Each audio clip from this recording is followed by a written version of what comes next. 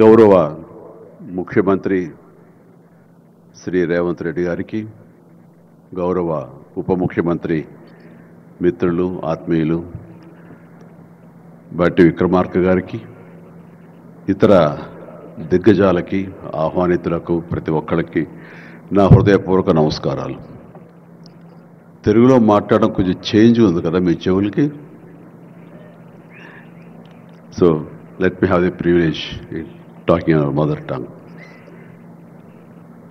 ఇక్కడ మీ అందరికీ అనిపించవచ్చు, ఇక్కడ ఉన్నటువంటి ఆహ్వానితుల్లో చీఫ్ గెస్ట్ ఒక్కొక్కళ్ళు ఒక్కొక్క రంగానికి సంబంధించిన వాళ్ళు, ఫైనాన్స్ రంగానికి సంబంధించిన వాళ్ళు, అలాగే మాజీ గవర్నర్ ఆర్బీఐ సుబ్బారావు గారు, అలాగే ఇతర ఫైనాన్స్ వ్యక్తులు, అలాగే ఆటోమొబైల్ దిగ్గజం మహేందర్ గారు, ఇంతమంది ఉండగా వీళ్ళల్లో చిరంజీవి ఏమిటి సినిమావాడు అనే భావం మీకు ఉండొచ్చు.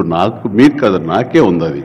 నేను ఎంతో ఇక్కడ ఫిట్ అవుతాను అని నాకే అనిపించచ్చు.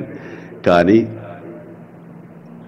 నా మీద ఎంతో గౌరవంతో ఒక సోదరుడుగా మన ముఖ్యమంత్రి గారు చిరంజీవి రావాలి అని నిన్న మన భట్టి విక్రమార్క గారిని, అలాగే IT and industrial minister Sridhar గారిని నా దగ్గరికి పంపించారు. సరిగ్గా వాళ్ళు వచ్చే సమయానికి నేను ఏ పొజిషన్లో ఉన్నాను తెలుసా అండి? ఎవరో అమ్మాయితో డ్యాన్స్ చేస్తూ ఉన్నాను. చాలా ఇబ్బంది అనిపించింది అన్నపూర్ణ స్టూడియోలో. సో ఆ సమయంలో వాళ్ళిద్దరు కూర్చోబెట్టి షూటింగ్ ఆపేయంట్రా అని చెప్పి వారి ఇచ్చిన తర్వాత అంత ఆప్యాయంగా నన్ను ఆహ్వానిస్తుంటే, ఇంత గొప్ప సభకి, ఇలాంటి ఒక గొప్ప గ్లోబల్ సమ్మిట్కి, తెలంగాణ రైజింగ్ అంటూ ఒక గొప్ప ఇనిషియేషన్కి 2047 ఇది ఎట్లా ఉండాలి అనే ఆ ఊహ తన బ్రెయిన్ చైల్డ్ అయినటువంటి మన ముఖ్యమంత్రి గారు ఆహ్వానిస్తే అది చాలా ప్రివిలేజ్డ్గా ఫీల్ అయ్యాను, ఎంతో గౌరవంగా ఫీల్ అయ్యాను, ఎంతో ఆనందంగా ఉన్నాను. మీ అందరితో పాటు ఈరోజు ఇక్కడ నేను పార్టిసిపేట్ చేయడం అనేది నాకు దక్కిన గొప్ప అవకాశం, గొప్ప అదృష్టంగా నేను భావిస్తున్నాను. అయితే ఇక్కడ కేవలం చిరంజీవికి మాత్రమే ఇచ్చారు, అందుకే చిరంజీవిని ఆహ్వానించి అక్కడ కూర్చోబెట్టారు అని నేను అనుకోవటం లేదు.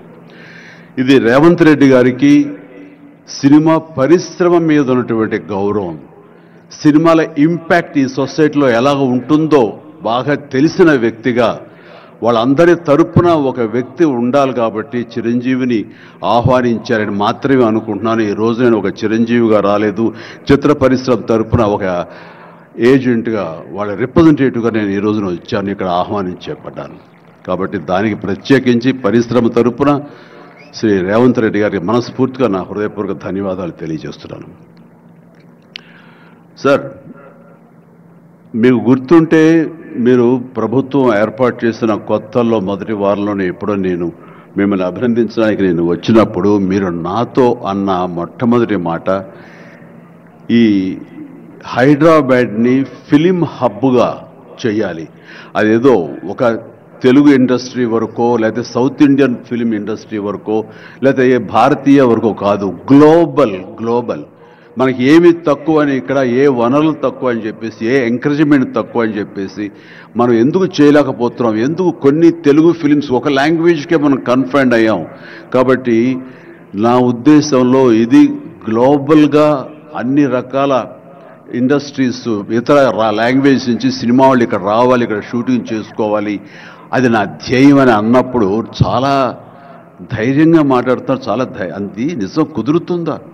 ఎక్కడి నుంచో ఇతర దేశాల నుంచి వచ్చి ఇక్కడ షూటింగ్ చేయటం అన్నది, నేను టూరిజం మినిస్టర్గా ఉన్నప్పుడు ఫిలిం టూరిజంగా ఇక్కడ ఎంతమంది ఆహ్వానించడానికి ఎంతో శ్రమపడ్డాం, ఎంతో కష్టించాం. కానీ ఇక్కడ ఉన్నటువంటి అట్మాస్ఫియర్ కానీ ఎంకరేజ్మెంట్ కానీ ఆయా గవర్నమెంట్లు అంత లేకుండా ఉండటంతో అది అంత పూర్తిగా సఫలీకృతం కాలేకపోయాం. ఆ ఉద్దేశంతో నేను ఎంతో కొంచెం స్కెప్టికల్గానే ఉన్నాను. ఎంతవరకు కుదురుతుంది, ఈయన డ్రీమ్ సక్సెస్ చేయగలరా అని అనుకుంటూ, మీరు ఏమైనా చేయండి, మీ గైడెన్స్ ఇవ్వండి, మీరు ఏం చెప్తే దాన్ని ఫాలో అవడానికి మేమందరం రెడీగా ఉన్నామని ఒక మాట ఇచ్చి మాత్రం అన్నాను. కానీ విత్ ఇన్ నో టైం ఇంత పెద్ద ఎత్తున ఈయన అన్ని రకాల సెక్టార్స్ వాళ్ళని ఇన్వైట్ చేయటి, గ్లోబల్గా అందరినీ వెల్కమ్ చేసి, ఈ రోజున అందులో ఒక పార్ట్గా సినిమాలను కూడా ఆయన వెల్కమ్ చేసి